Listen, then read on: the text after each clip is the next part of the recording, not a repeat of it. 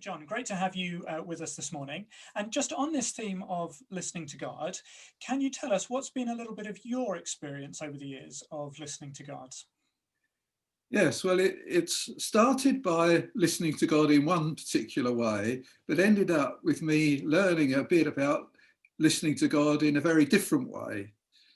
I think over this time of lockdown, God has been speaking very clearly to the church as a whole, and much of it has been on taking time out to draw close to Him.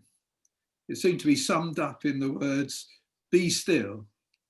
And of course, this became the focus of our teaching over the summer. So I thought, yeah, well, okay, well, what's God saying to me in this? And I felt the word silence coming to me. Um, I've heard many talks over the years on the importance of being silent before God, but I've always rather struggled to put this into practice because my brain seems to be going all the time. Found it very difficult to stop and be silent before Him. But I thought, well, God's emphasizing this, so let's give it another go. And I was very much helped in this by a book called Encountering the God Who Heals.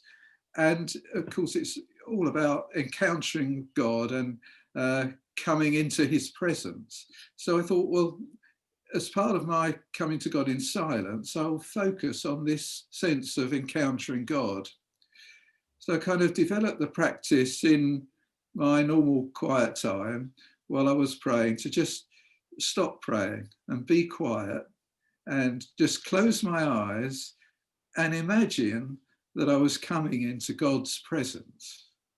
And it was interesting that nearly every time I did this, God would drop some thought into my mind. And so far, it's always been something about the nature of God. One time about the love of the Father. And then another time, sort of got a vision of the face of Jesus shining like the sun.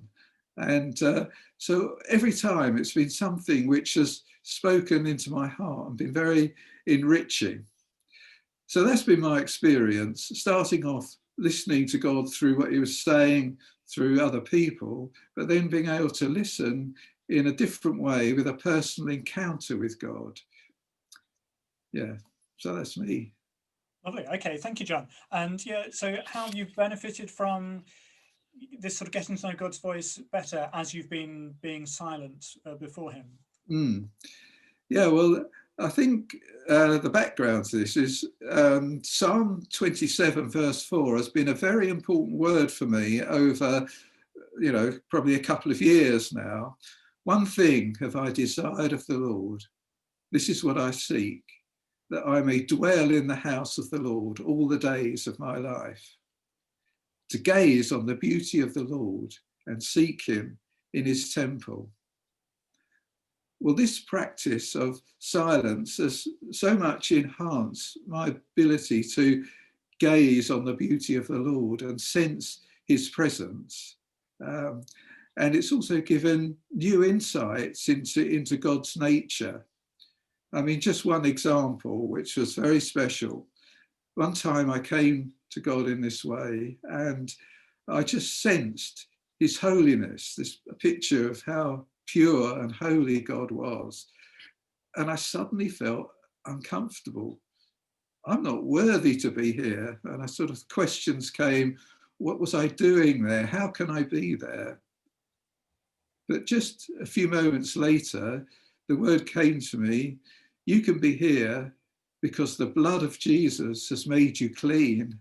And I just suddenly felt a burst of joy. Suddenly the joy of my salvation became something which was very real because of what Jesus has done. I was able to be in the presence of God.